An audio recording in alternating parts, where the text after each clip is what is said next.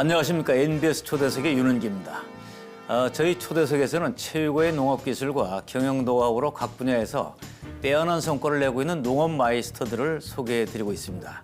오늘은 농업 마이스터의 명인과 신지식인 타이틀까지 보통 사람은 하나도 따기 힘든 타이틀을 모두 갖고 있어서 그랜드 슬램을 이뤘다는 분이 계십니다.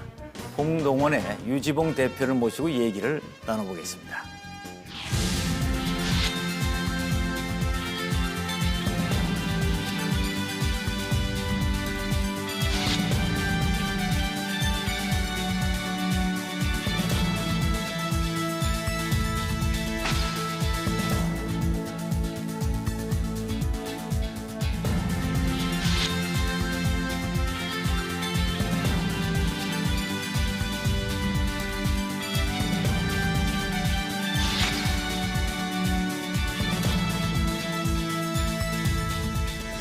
예, 딸기 농사의 그랜드 슬램을 달성하신 분입니다. 봉농원의 유지봉 대표님을 모셨습니다. 안녕하세요. 아유, 반갑습니다. 초대해 주셔서 영광입니다. 한창 바쁠 텐데 네. 예, 고맙습니다. 네. 자, 그랜드 슬램 이거 뭐 보통 일이 아닌데 말이죠. 딸기와 관련해서 3개의 타이틀을 가지고 계시다고 그러는데 혹시 다른 분 또 있으신가요? 혼자 하신가요? 300만 농민 중에서 요 타이틀 3개를 다 가진 농가는 제가 알기로는 4분밖에 없는 걸로 알고 있습니다. 4분. 예, 딸기는 당연히 저밖에 없고. 예. 네네. 자, 그만큼 이제 어려운 거를 그러니까 딸기 농사에 관한 하여튼 최고의 명인이시네요. 그러니까.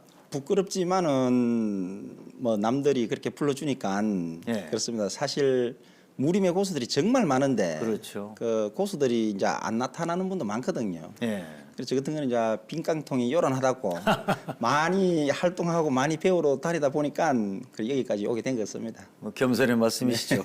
그 딸기 농사는 지금 어디에서 짓고 계시고 규모는 어느 정도인지 소개해 주시죠. 저는 경남 거창에서 딸기 우리 수경 재배라 하는 이제 공중에 사는 농법 있지요. 예. 그걸 이제 27동 한 동에 200평 기준을 잡으면 될 것 같고 200평. 네네, 그게 27동이고 그리고 이제 그건 1차 생산품이고 2차로 제가 이제 쨍 공장을 예. 가공 공장을 하나 가지고 있고 이제 3차로 서비스잖아요. 그리고 이제 체험 농장 운영하고 특히 저희 집에서 이제 교육을 많이 하고 있습니다. 교육도 기농 하고. 기총자들에게 그 딸기나 뭐 다른 농업 전반에 대해서 이제 교육을 또 많이 하고 있습니다. 자, 그럼 연간 매출은 어느 정도 됩니까? 매출은 뭐 매년 농산물 시세가 변동폭이 크니까 예.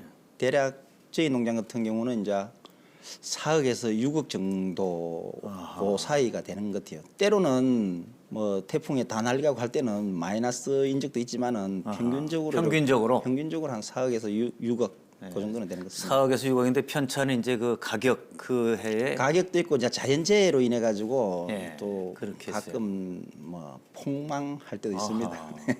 그럼 이거 가업을 이어받으신 건가요?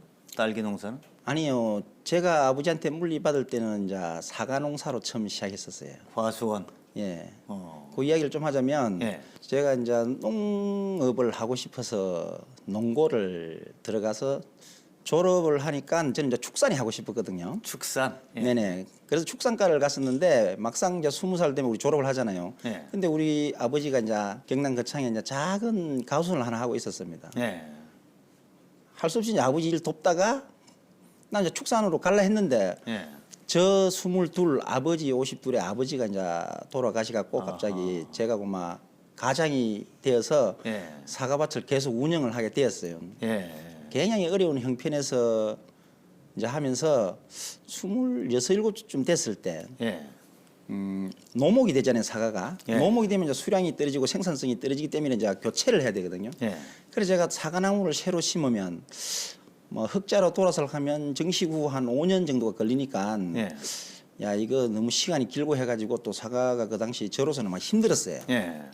그래서 이제 여자가 좋아하고 애기가 좋아하는 과일이 무엇일까 생각하다가 제가 딸기를 그때 선택을 해가지고 지금까지 이제 30년 가까이 하고 있습니다. 자, 이 정리를 해봐야겠어요. 그러니까 아버님은 이제 원래 사과밭을 가지고 네네네, 계셨고 네네. 과수원. 네. 그리고 이제 지금 대표님은 축산 쪽을 하고 싶었는데 이제 돌아가시는 바람에 과수원을 이어받았다가 네. 결국 이제 딸기로 이제 전환이 된 거네요, 그러니까. 그렇죠. 사과나무가 이제 노목이 예. 돼서 그때 제가 고민을 되게 많이 했어요. 예.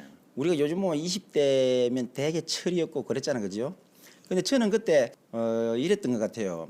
멀리 내다봤을 때 한 가정을 보면 이렇게 소비자의 가정을 보면 남자는 월급을 받아오고 예. 주부는 그 월급을 받아서 아기들을 키우고 이런 형태잖아요. 살림하고. 그래서 진짜 아기하고 여자가 좋아해야 사주지 남자가 좋아하는 거는 절대로 사업성이 없다. 농업에서도. 그래서 아기가 제일 좋아하는 게 저는 딸기라고 판단한 거예요. 그 당시에.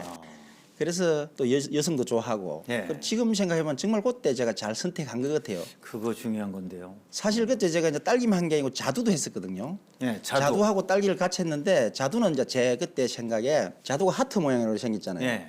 그래 이제 이 자두를 팔면서 이 자두를 먹으면 사랑이 이루어집니다 하는 이제 스토리텔링을 하기 위해서 그래 했다가 좀 자두는 잘 안 되더라고요. 지역적인 이제 뭐 환경도 있었지만은 애기가 안 좋아하니까. 예, 딸기는 잘 팔리고 예. 굉장히 생각보다 시장에 나갔을 때 인기가 좋더라고요. 예. 그래가지고 이제 처음에 딸기 2동으로 시작했거든요. 그래 점점 이제 면적을 매년 이제 딸기 따서 한 동 늘리고 딸기 따서 한 동 늘려가지고 지금 이제 27동까지 늘려왔습니다. 그럼 딸기도 농사 지려면 기술이 있어야 되는데 그 딸기 농사 기술은 어떻게 배웠습니까? 처음에 저희 동네가 아주 산골짜기인데 이제 딸기를 하면 안 되는 환경이 있었어요. 예.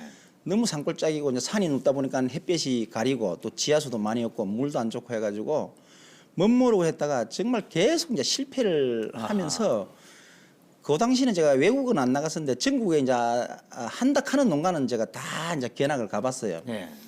그래 거기 그 기술을 접목을 해도 안 되더라고요. 그건 환경이 안 맞는 예. 것이지. 그래가지고 그 자리에서 한 10년 하다가 결국 좀 이제 거창 읍내로 너른 들로 햇빛 예. 좋고 물 좋은 이제 너른 들로 내려와 임대를 내가지고 농장을 새로 이제 해가지고 원래 과수원이 아니고 이제 새로 이제 예, 땅을 빌려서. 빌려가지고 지금도 뭐 다 남은 땅인데 예. 역시나 환경이 맞으니까 큰 기술 없이도 기본 농사가 잘 되더라고요. 예. 그러면 그게 날씨입니까 아니면 땅입니까 토양입니까?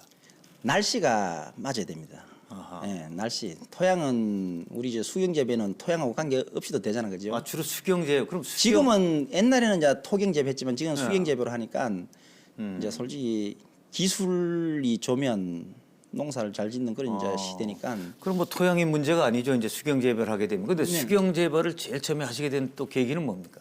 이제 토경재배는 우리가 허리를 숙여서 일을 해야 되잖아요, 그죠? 예, 땅에다 직접 해야 예, 되니까. 이게 100m를 허리 숙이고 100m를 가면 정말로 이 젊은 사람들 허리가 끊어질 거예요.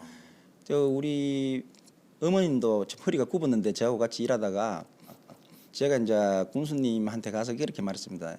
이 정말 악성 노동력에서 해방을 시켜 주십시오. 야. 이제 수경재배는 서서 작업하잖아요. 서서 하니까. 예, 이거는 수익이 많고 적고를 떠나서 이거 농민들의 이거 악성 노동력에서 해방을 시켜줘야 됩니다. 하면서 아마 저희 지역 거창에서는 제가 2007년인가 8년도에 처음으로 이제 수경재배를 시작했습니다.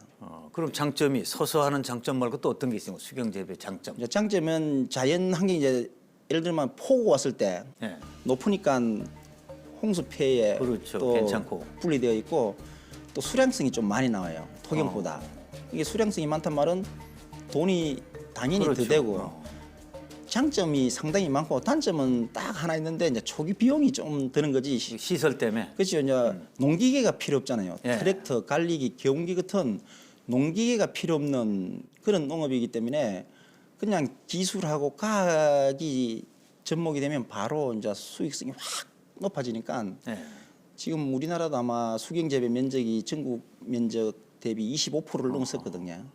그러면 보통 이제 수경재배하면 물로 재배한다고 생각을 했었는데 물이 아니라 위에서 땅 네. 위에서 하는 게 수경재배라고 이제 보는 우리 건가요? 딸기 학자들하고 교수님, 박사님들이 모두 모여가지고 원래는 이걸 수경재배라고 부르지 않고 양액재배 내지 뭐 고설재배, 뭐 하이베드 여러 가지 단어들이 있었어요. 명칭을 어떻게 할 거냐? 예, 그래가지고 이거 수경재배로 하자. 네. 이제 토경, 수경 이렇게 나눠진 거예요. 그래서 땅에서 하는 건 토경. 네. 하여튼 땅 위에서 하는 거는 수경재배. 수경. 네네. 그럼 물은 어떻게 줘요? 수경재배. 물은 이제 우리가 양액기라고 한 1,000만 원 넘는 그 기계가 모든 하우스를 다 통제 관리를 해요. 네. 스마트팜 이야기 하잖아, 그지? 네. 제가 입력을 해놔요. 이제 네. 온도에 따라서 일정에 따라서 너 오늘 물 몇 번 줘. 이시 비료 양을 말하는 거잖아요. 네. pH 산도 측정을 말해요. 그 입력해놓으면 그 기계가 자동으로 알아서 딱딱 맞게. 그게 농민들이 할 일이 어마어마하게 이제 줄었고 네. 가장 과하게 근접해가지고 식물한테 영양소를 주니까 아까 말했듯이 수량성이 상당히 증대가 좋겠어요. 됩니다. 네네네. 그리고 지금 허리 뭐 괜찮으시죠 지금? 예, 저는 수경 재배하고 나서는 노동이 엄청 줄었고 사실 토경에 한 3명 정도 할 일량을 수경에서는 2명이 채 안 듭니다. 서서 작업하고 하니까 정말 이 밭일이 힘들다는 게 다 그냥 꾸부려 하다 보니 힘든 거죠. 그게. 네네네. 거기서 해방된 거 좋고 그다음에 수확량이 늘어나서 좋고 그렇지. 품질도 좋고 그러니까 딸기 농사의 성공은 바로 수경 재배에서 나온 거네요. 그러니까. 예, 그게 아마 지금 그 면적이 예. 그 면적 대비가 그 나라의 어떤 기술 얘기라고도 할 수 있는데 실질적으로 우리나라가 딸기는 일본을 넘어섰거든요. 예. 거기 재배 수경 재배 면적이 일본을 뛰어넘었고 어허. 그 뛰어넘으려고 하면 농민들이 공부를 엄청나게 해야 되거든요. 그렇겠죠. 지금 예. 실질적으로 딸기 기술은 일본에서 우리한테 배우러 많이 오고 있거든요. 예. 저도 일본에 가서 정말로 많이 배우러 갔었어요. 아침 비행기로 갔다가 저녁 비행기로 돌아온 날도 많으니까 지금은 우리가 더 낫다. 우리가 기술력은 훨씬 앞서고 솔직히 말해서 딸기 맛도 일본보다 훨씬 좋습니다. 일본 그거는 사람들은 소문이 많이 났더라고요. 왜냐하면 일본인들이 와서 우리 딸기 먹어보고 진짜 맛있다고. 예. 아마 언론에서도 보도가 많이 나와서 됐고. 문제된 적도 있었잖아요. 근데 저는 그 생각이 들어요. 처음에 이제 아버님 갑자기 돌아가시고 뭐 이제 과수원 물려받고 또 뭐 해보는 게 잘 안 되고 그 기간이 한 거의 10년 가까이 된 거 아니에요, 이게?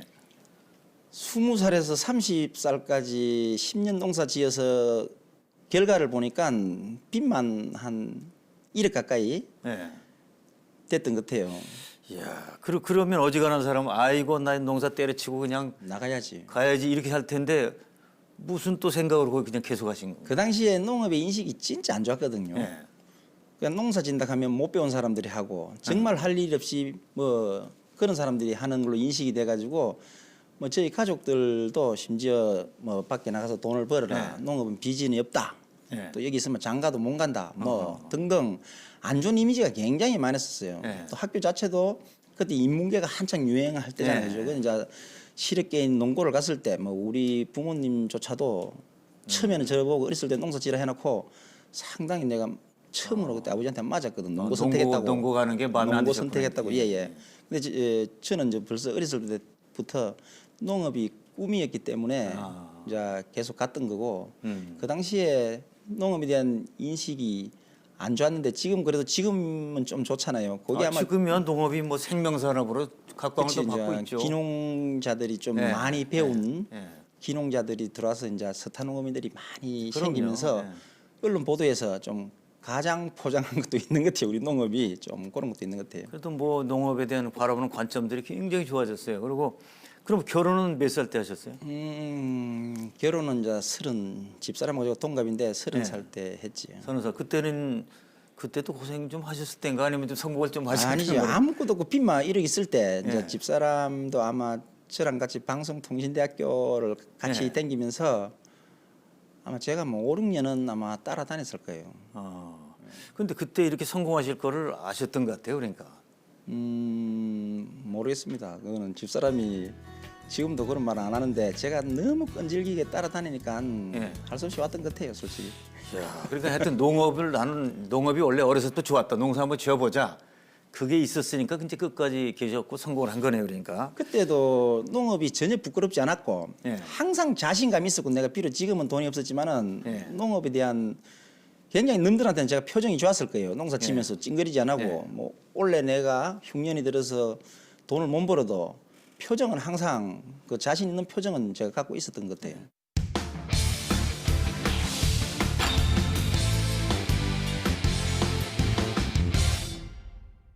자, 거창에서 이제 수경 재배로 처음에 성공을 거뒀을 때 그 주변의 반응은 어땠습니까? 처음에 이제 우리 지역 공무원들도 많이 말렸었거든요. 예. 우리 거창이 항상 해발이 높은 동네다 보니까 밤에 온도가 겨울에 너무 추우니까 수경재배는 뿌리가 공중에 들려 있잖아, 그죠? 그렇죠. 그래서 지원의 도움을 못 받으니까 예. 다른 지역은 돼도 거창은 안 될 것이다 이렇게만 공무원이 좀 저한테 말겠었어요. 예.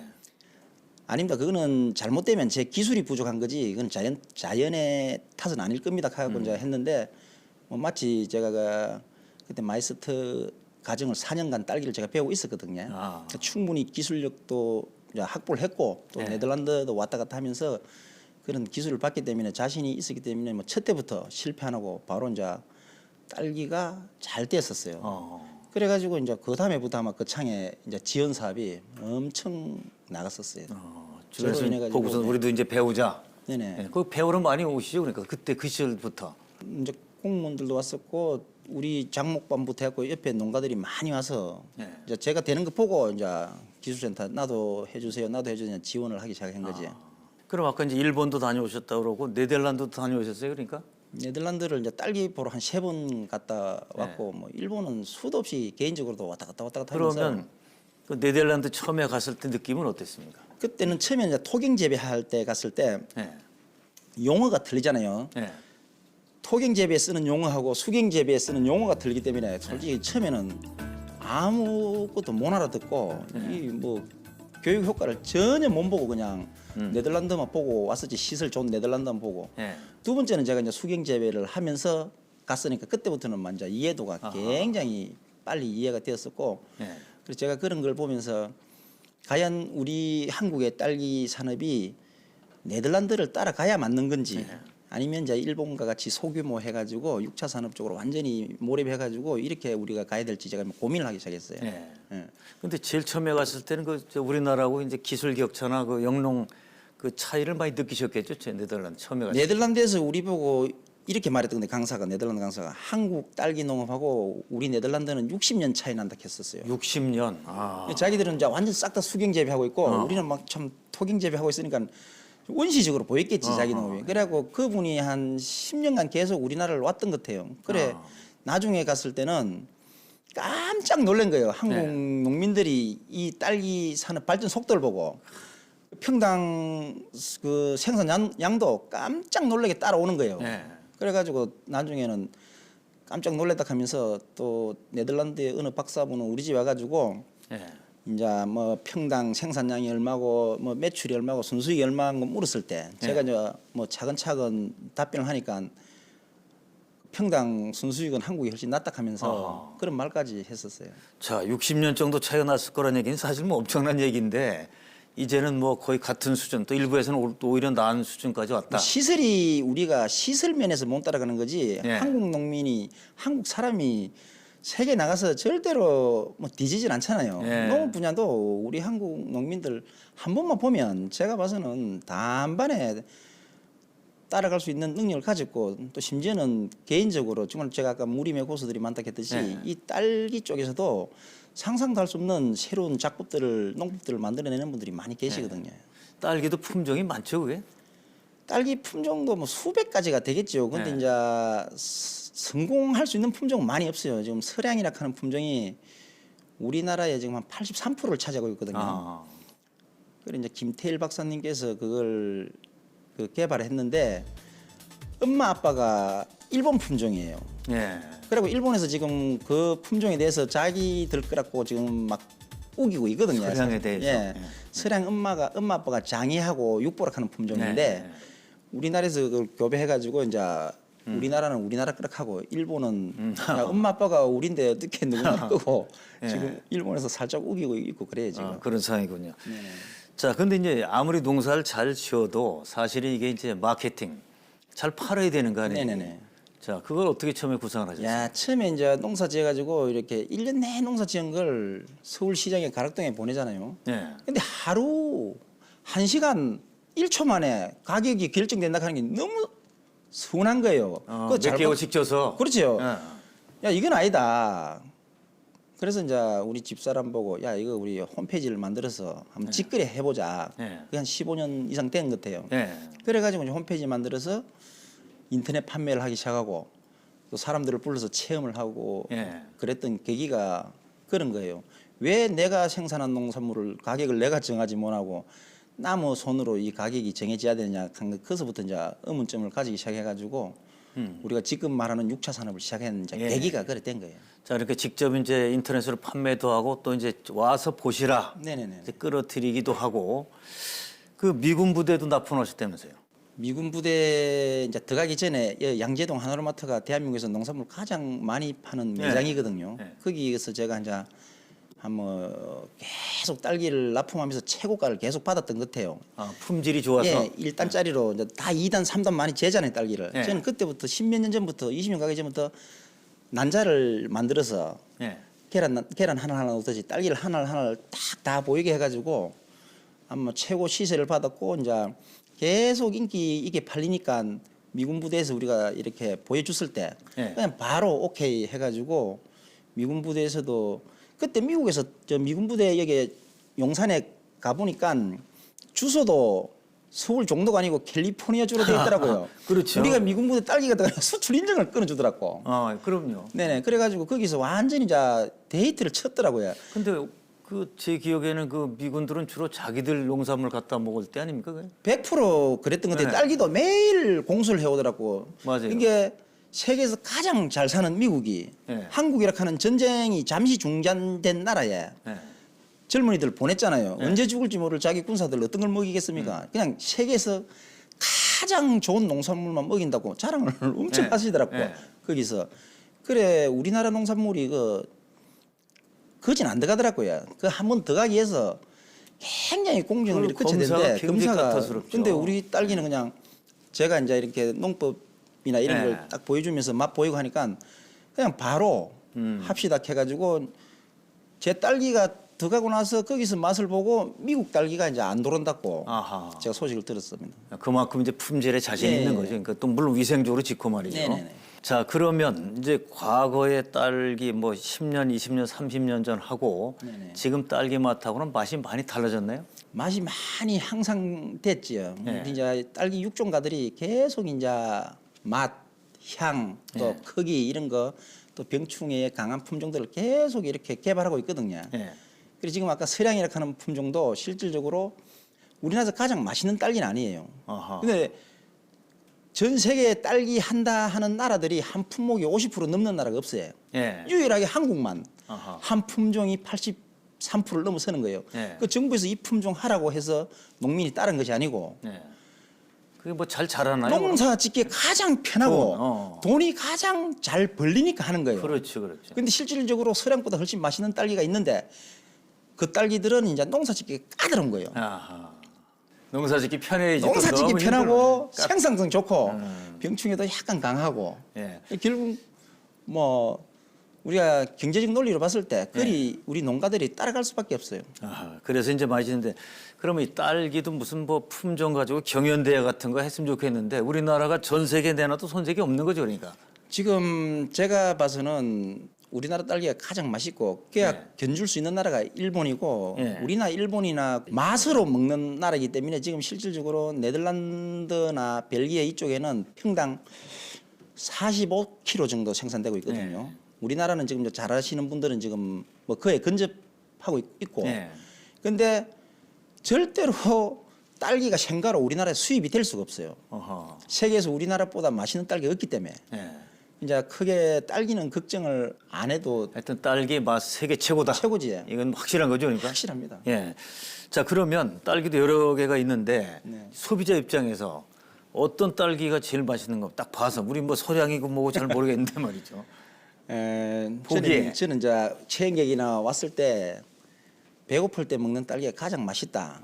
그건 물론 그렇죠. 뭐 먼저 그렇게 근데 말하고. 제 경우에는 딸기 보면 우선 때깔이 좋고 크면은 맛있어 보이는데 크다고 좋은 건가요? 네네. 품종에 따라서 일정 부분은 당도가 정해져 있어요. 품종에 따라서. 품종에. 그리고 이제 당은 우리가 태양이 강압성에서 당을 만들거든요. 네. 그런 게 이제 지역별로 햇빛이 좋은 동네가 또 딸기가 더 당연히 맛있고 또 하나 익는데 기간이 길면 길수록 더 맛있어요. 아하. 그러니까 겨울철은 이래 하나 익는데 2달 가까이 걸리거든요. 예. 그러면 딸기가 겨울철이 굉장히 맛있습니다. 그런데요. 봄에는 한 30일, 4월달 넘어가면 25일 만에 더워서 익기 때문에 빨리 익으면 당도가 다 차기 전에 익기 때문에 봄 딸기보다 겨울 딸기가 훨씬 맛있고 경도도 좋고 아하. 그리고 이제 또 맛있는 딸기를 고르려면 우리가 이제 이 뒤에 있는 화탁이라 하는데 딸기를 감싸고 있는 뒤에 꽃받침대 있잖아요. 예. 화탁이라 하는데 화탁이 좀 뒤로 살짝 제껴지고 예. 뒷부분까지 끝까지 익은 게 맛이 아하. 있어요. 토경에서도 토경이 농사 질 때 한 3, 4일 아니면 4, 5일 만에 물을 한번 주거든요. 네. 같은 하우스에서도 물 주기 전날이 제일 맛있어요. 물을 주기 전 물 주면 약간 좀 물러지는 어떻게 된 거예요? 아니 물을 주면 물이 흡수를 많이 했기 때문에 이 당도하고 물하고 섞이면 떨어진다. 그렇게 당도가 떨어지고 또 물 주기 전날 물이 그러니까 우리가 장마철에 네. 과일이 맛이 없잖아요. 두 가지 그렇죠, 원인인 그렇죠, 거예요. 그렇죠. 계속 비가 오니까 햇빛이 없으니까 당을 못 만들어서 하나 또 식물이 수분을 많이 흡수하다 보니까 당이 없거든요. 네. 근데 이제 비가 안 오고 가뭄이 계속 된 데는 대한민국의 모든 농산물이 맛있거든. 수분이 좋고 그러면 당이 뭐 좋고. 출하하기 전에는 물을 주지 말아야겠네, 그러니까. 근데 우리 이제 수경 재배는 하루에 뭐 5번이면 5 주기적으로 계속 들어가기 때문에 일정하게. 근데. 네네네. 그렇게 맛은 수경 재배는 일정해요. 아. 예. 그러면 계절적으로 볼 때는 그러니까 몇 월이 제일 맛있는 겁니까, 이게? 12월 말부터 2월 초가 가장 추운 기간이잖아요. 네. 그때가 딸기가 제일 맛있는 시기입니다, 시기적으로. 세상 편에서 우리 어렸을 때는 이제 봄에 딸기는 봄에 먹는 줄 그렇지. 알았는데 지금 보니까 겨울 딸기가 더 달고 더 맛있다. 이제 우리가 말한 옛날 노지 딸기는 그지 이제 자취를 감췄고 예. 겨울이 이제 딸기는 겨울 계절 과일이 되어 있잖아요. 예, 글쎄 말이죠. 변했어요. 그 크기는 관계 없습니까? 딸기 크기하고 맛하고. 이제 지금 우리나라 시장에서는 큰 게 무조건 비싸요. 예. 좀 약간 제가 봐서는 소비 형태가 약간 잘못된 것 같아요. 무조건 우리 소비자는 수박도 크고 사과도 크고 딸기도 크고 막 커야 좋다고만 생각하잖아요. 예. 그래서 우리 이제 농민들이 큰 딸기를 생산하기 위해서 이제 작은 것들을 계속 쏟고 또 때로는 이제 또 이 영양을 막 가다하게 주가지고 또 농사를 그걸로 인해서 실패하는 농가도 생기고 하거든요. 예. 근데 우리가 일본에 저도 수출을 해봤는데 옛날에 제일 큰 게 비싼 것이 아니고 제일 큰 것보다 한 사이즈 두 사이즈 밑에가 더 비싸게 거래되는 걸 봤거든요. 근데 우리나라는 아직까지도 소비자들이 무조건 크면 좋은 줄 큰 알고. 걸 선호하고 이런 것도 있는 건데 우리가 너무 못 살다가 예. 가시용으로 큰 걸 사야 어. 좀 내가 잘 사는 사람으로 비치는 것도 있는 것 같고 작은 거 사면 살 때 내가 못 살아서 먹는 것처럼 보이는지 무조건 큰 거 살 필요는 없다. 그렇죠. 예. 어차피 그 양분은 다 똑같이 들었고 예. 그래서 근데 가격 차이가 큰 거하고 작은 게 너무 많이 차이 나요. 가격 차이가 많이. 네. 그러니까 그 사이즈는 좀 작더라도 맛있는 걸 잘 골라서 먹으면. 예, 제가 봐서는 아마 우리가 말하는 중간 사이즈가 예. 가장 먹기도 좋고 당도도 아마 좋고 예. 그런 것 같아요. 자, 딸기 농사 지려면 그 모종을 하고 그다음에 키우고 해서 나중에 이제 딸 텐데 그 과정 중에서 가장 중요한 게 어떤 겁니까? 딸기 농사에 그 농업에 그 성공하는 좌우하는 포인트가 딸기 모종이 저는 80%로 보거든요. 예. 사람도 그렇잖아요. 델성부르님은 떡잎부터 싹 알아본다고. 딸기도 모종만 잘 키워내면 그냥 이거는 뭐 땅 짓고 헤엄치기라 해야 되겠나? 네. 모종이 그만큼 농사 중에서 이거는 중요해요. 다른 네. 어떤 뭐 채소나 나무도 다 중요하겠지만은 딸기만큼 이 모종의 중요한 것이 없는 것 같아요. 예. 그래서 저도 이제 그 우리가 6, 7, 8월에 모종을 키우잖아요. 예. 근데 사람들은 그때 돈이 안 벌리잖아요. 좀 모종 키우면서 대충 이렇게 하는데 네. 저는 딸기 농사의 가장 중요한 시기라 보고 아, 그때 잘해야 된다. 예. 모종에 이제 아까 말했듯이 우리가 겨울을 넘어가고 자동적으로 봄이 되면 꽃이 피는데 예. 지금은 우리가 겨울 되기 전에 여름이 정식하잖아요. 8월 말에서 9월 초에 맞아요. 정식하면 실질적으로 겨울이 지나면 자동적으로 꽃이 피는데 여름에 심으면 몸에 꽃을 안 만들어요. 뭐 화분화를 하는데 그걸 이제 우리는 인위적으로 꽃을 만들어야 되거든요. 그래야 예. 예. 열매가 열리잖아요. 예. 근데 그런 기술들이 지금 우리 농가들이 차이가 너무 많이 나요. 예. 어떤 분들은 그냥 심으면 무조건 꽃이 핀다고 생각하는데 화분화를 안 시키면 이 잎만 아하. 영양 형량만 계속하기 때문에 그때 이제 생식 형장으로 꽃을 만들어 주는 기술이 필요한데 그거 중요한 거네. 예. 여기 어떤 사람 모종을 심으면 잎만 계속 나오는 거예요. 꽃은 안 예. 피고. 그래서 이제 뭐 그런 꽃이 안 기술들이 피면 끝나는 거죠. 근데 그렇지. 그 딸기도 제가 보니까 꽃이 이쁘더라고요. 보니까. 좀 많이 피었을 때는 이제 안개꽃 하여 있는데 정말 예쁘지요. 예. 근데 그 꽃도 이제 하나씩 만들어지는 이유가 예. 우리를 땀을 갖고 만드는 것이 아니고 종족 번식하기 위해서 만들었는데 뭐 딸기 입장에서는. 그렇죠. 예. 이제 우리는 그걸 키워서 이제 그 상품을 해서 팔고 먹고 하는데 실질적으로 아까 말했듯이 하분화를 시키려고 하면 예.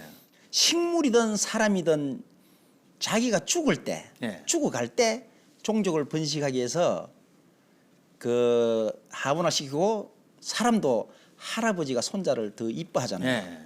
아빠는 아들을 얼마든지 생산하니까 좀 덜 이뻐하고 할아버지는 더 손질 이빠잖아. 예. 자기 종족에 예. 대해서. 식물도 매 마찬가지로 생각하거든요. 예. 그래서 저는 이제 여름에 그 꽃을 만들기 위해서 딸기 모종한테 가혹하게 좀 대해요. 아하. 안 죽을 만큼 양분을 적게 준다든지 안 죽을 예. 만큼 물도 주르고 해가지고 어허.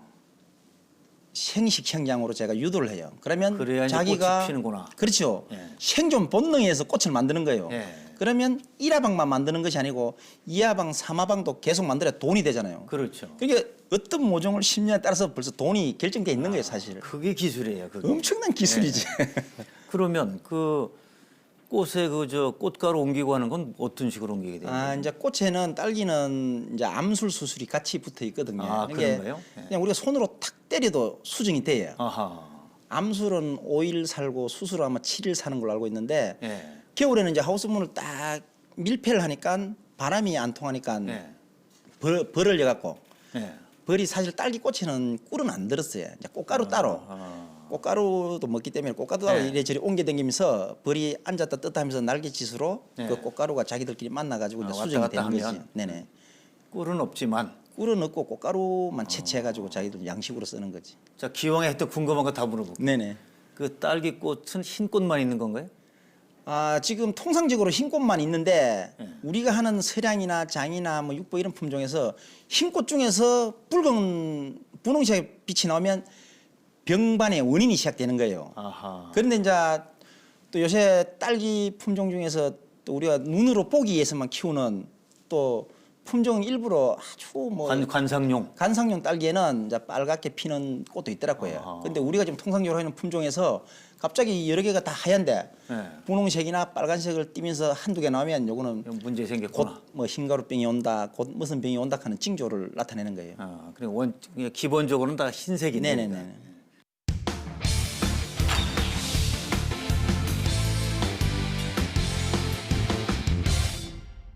딸기 농사도 바쁘시고 여기도 성공했는데 교육 프로그램 운영하신다고요. 네네네. 어떤 겁니까? 제가 이제 우리 집사람이 홈페이지를 운영하면서 이제 우리 농장을 계속 소개하고 뭐 이래 하다 보니까 전국에서 젊은 농업인들 또 귀농에 관심 있는 분들이 딸기 배우러 계속 찾아오는 거예요. 아하. 저는 어렵게 시작했기 때문에 그분들 마음을 좀 헤아려 가지고 오면 제 일을 제껴놓고 다 이렇게 가르치다가 매일 찾아오는 게 일이 안 돼서 네. 처음에는 그러면 월요일 날 다 전화 오시면 월요일 날 다 못 와가지고 이제 수업을 제가 자료가 많으니까 딸기 책도 만들어 가지고 이제 수업을 본격적으로 하기 시작했고 또 이제 농림부에서 현장 교수 자격을 아하. 주더라고요. 그래고 예. 이제 본격적으로 이제 뭐 기술을 정해 가지고 한 달에 한 번씩 1박 2일씩 오면 10달을 하면 우리 집에 거의 다 오는 거잖아요. 그럼 네. 시기별로 뭐 정식도 해보고 모종도 키워보고 딸기도 따기도 하고. 살아있는 교육이네요. 네네네.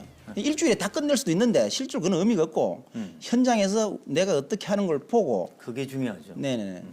근데 보니까 봉털이 딸기 교실. 네, 이름을 봉털 딸기 교실. 봉털 딸기 교실. 남들이 제가 이렇게 네. 이제 유지봉의 봉자를 따서 20살 때 성함의 내가 끝에 이름이. 봉릉이라는 농장명을 정했고 예. 그리고 어느 순간 내가 이제 수염이 있으니까 남들이 저를 보고 봉털 부르기 시작했어요. 이름에서 봉하고. 네, 제가 수염하고. 친구도 아닌데 누가 부르는 것도 모르겠어요. 예.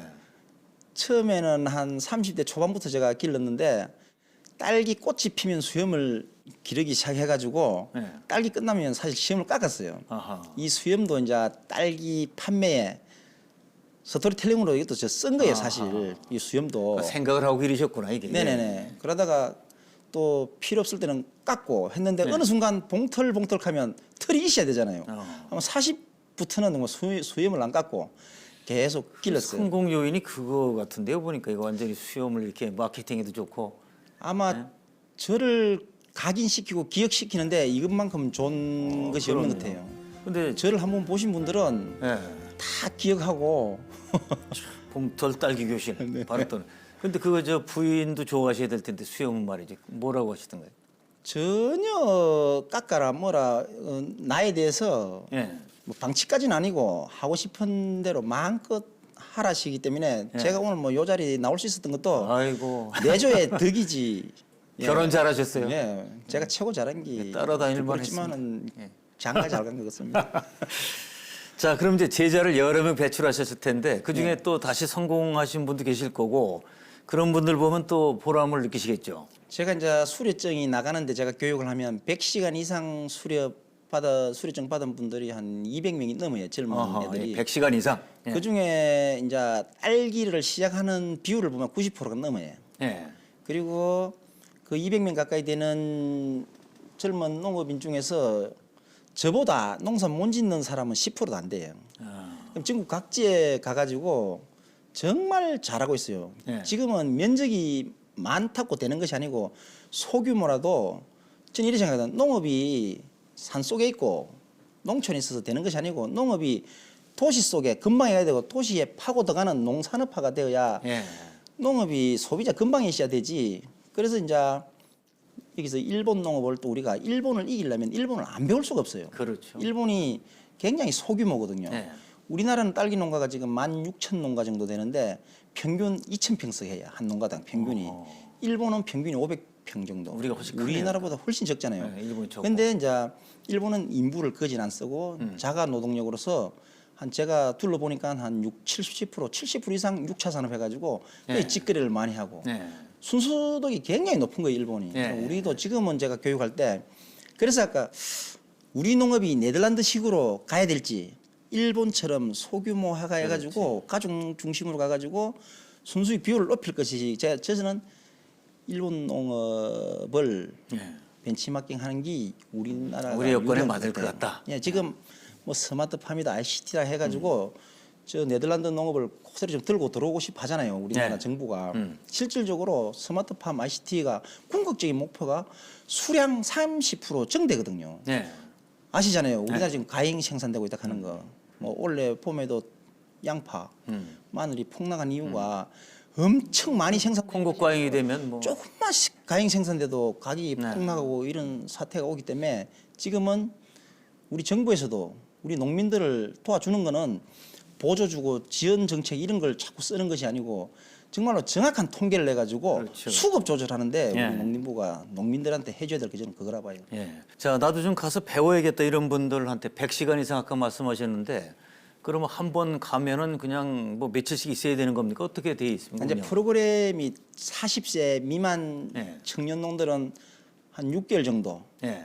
600시간 저희 농장에 완전 실습 반, 이론 반, 또 다른 제가 유명한 교수님, 박사님들 불러가지고 같이 이제 하면서. 완전히 이제 살아남을 수 있게끔 네. 그런 교육 프로그램 있고 또 한 달에 1박 2일 한 번씩 와가지고 올 때마다 이제 복농원이 어떻게 사계절 변화되는 거 실습하면서 밤에는 이론 교육하면서 그래 제가 가르치고 있죠. 그때 1박 2일씩 한 번 와서. 네네네. 예. 그것도 잡아야 됩니다, 거기서. 잡아야 이게 이제 농림부 교육이다 보니까 이제 자부담 한 30% 내고 나라에서 한 70% 돼가지고 그래. 자, 요즘 이제 젊은 분들이 농촌으로 이제 오시는데 또 우리의 희망이기도 합니다, 사실. 그 새로 이제 농사를 짓겠다고 오는 젊은 분들을 위해서 선배 농업인으로서 한 말씀 해주시죠. 저는 농업이 절대로 희망이 있지도 않다고 보고 그리고 절망적이지도 않다고 보는 게 뭐냐면 대한민국은 자본주의잖아요. 완벽한 자본주의 체계를 갖고 있는데 성공할 수 있는 사람은 성공하고 실패할 수 있는 사람은 실패하는데 어떤 사람이 성공하냐면 일단 많이 배우려고 하는 사람, 네. 네, 많이 배우려고 하는 사람이 저는 성공한다 보는데 지금 모든 농산물이 가잉되는 이 상태에서 생산 많이 하고 내 돈 벌어야지 부자 돼야지 이런 마음으로 농촌에 들어오면 안 된다고 봐요. 진짜 너무 말을 듣고 귀를 기울이고 이 좀 젊으면 네. 더 좋고 사실 실질적으로 저는 농업에 뛰어들기 전에 그냥 기농 기촌 교육 몇 번 받았다고 자신할 것이 아니고 이제는 한국 농업을 정확하게 이해하려면 그냥 우리나라 농업을 바라볼 것이 아니고 전 세계 농업이 어떻게 예. 흘러가는지 지금 FTA 알잖아요. 자유무역 지금 우리나라가 뭐 나라 같은 나라는 거진 FTA를 맺었잖아요. 그러면 제가 보건대 FTA는 그냥 정치적인 국경만 있고 경제적인 국경은 없다. 그럼 네가 하고 싶은 품목을 잘 선택해야 돼요. 세계 시장을 더 봐야죠. 내가 하고 싶어하는 품목이 세계 시장에 나갔을 때 경쟁력이 있는가 없는가부터 판단하고 그래 달라들어야 되지. 그냥 TV에 나오는 서탄농업인 몇 명의 그것만 보고 무작정 농촌에 들으면 큰 낭패를 보니까 충분히 가족들하고 상의하고 네.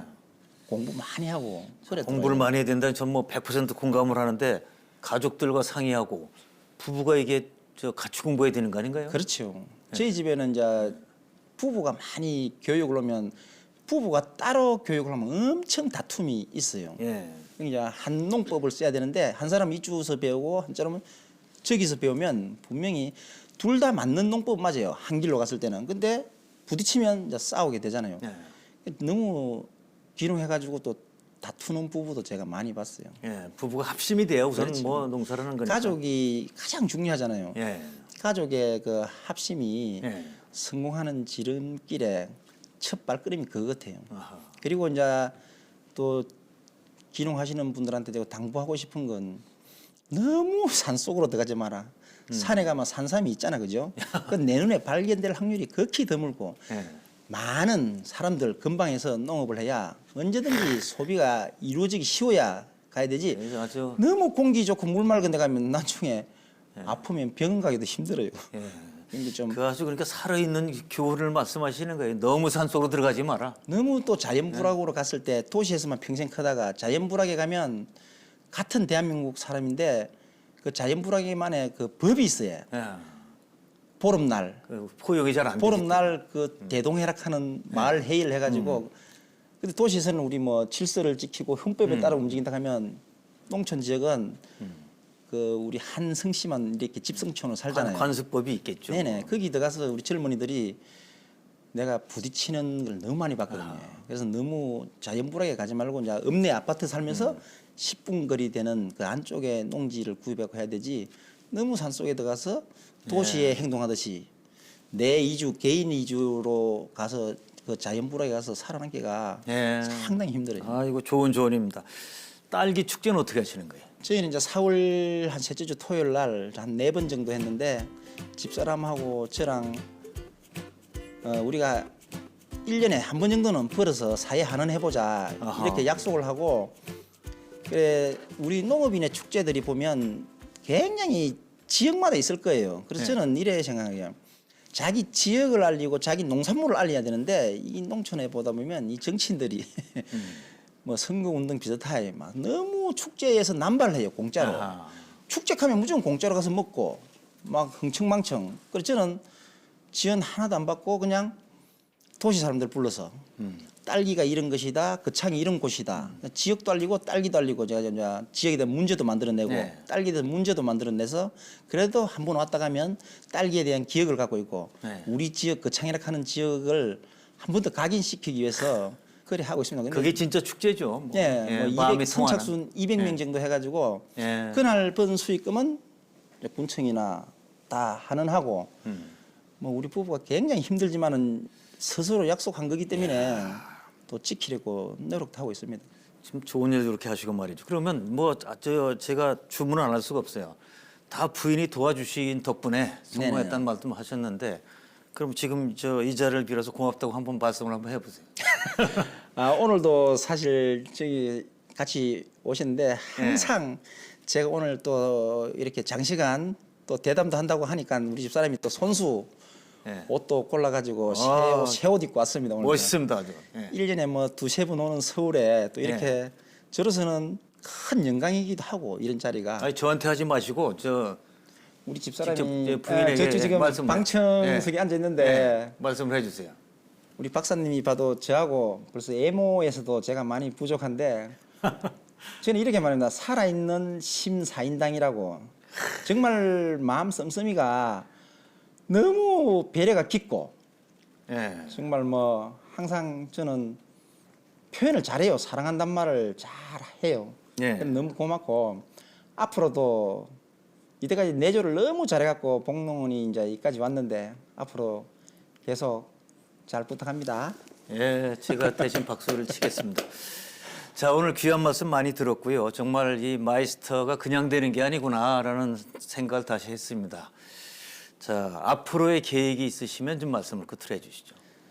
제가 꿈이 없는 사람은 숨쉬는 시체란 말을 많이 하거든요. 네. 뭐 나이에 관계없이 꿈이 있어야 삶에 열정이 있고 저는 또 욕심이 참 많은 사람이에요. 지금도 꿈이 한 3개 정도가 있는데 딸기 씨앗에는 종족을 번식하기 위해서 많은 양분을 함축시켜 놨잖아요. 그죠? 네. 그걸 축출해 가지고 이제 건강식품을 하나를 만들어 내고 싶고 또 딸기 테마파크를 하나를 만들고 지금 박물관을 제가 하나 만들어 놨거든요. 딸기 박물관은.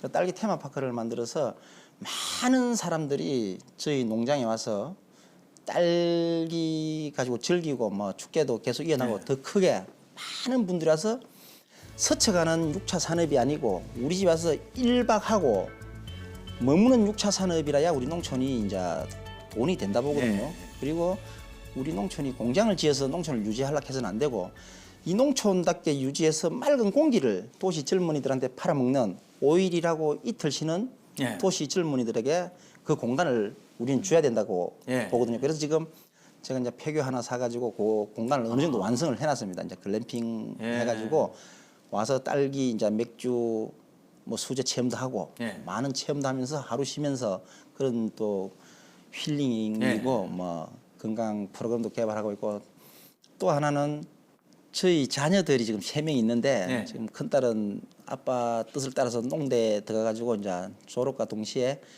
이 제 꿈을 이제 딸하고 아들하고 3명이잖아요. 이제 네. 결혼하면 6명. 예. 그것도 이제 뭐 6차 예. 6명인데 걔들하고 한번 정말로 농업에서도 성공하고 예. 부자가 되는 걸 한번 보여주고 싶어요. 놈들이 예. 다 힘들고 어렵고 떠나는 농촌에서 이제 우리 애들하고 한번 정말 농업으로 부자 되고 성공하는 삶의 질까지 높은 그런 예. 농업을 딸하고 아들하고 함께 하고 싶습니다. 아이고 그 꿈이 좀 꼭 이루어지시길 바라고요. 대한민국 농업에 희망을 키워주셔서 오늘 감사합니다. 예, 고맙습니다. 감사합니다. 예, 요즘 스마트팜이 농업계의 화두가 되고 있습니다만 우리 농업 현장은 여전히 고된 노동과 붉은 땀방울을 필요합니다. 그래서 이른바 대박을 쳤다는 스타 농부들을 만나봐도 농사지어 큰 돈을 벌었다는 분은 별로 없습니다. 그저 남보다 더 흘린 땀의 대가가 조금 여유 있는 소득으로 돌아온 정도입니다. 그럼에도 그들이 농촌을 지키고 있는 이유는 흙과 작물에 대한 남다른 애정과 생명산업인 농업에 대한 자부심 때문입니다. 효율적인 정부 정책과 국민들의 지지로 이런 우리 농업 지킴이들이 보다 늘어나기를 기대해 봅니다. 함께해 주신 여러분 감사합니다.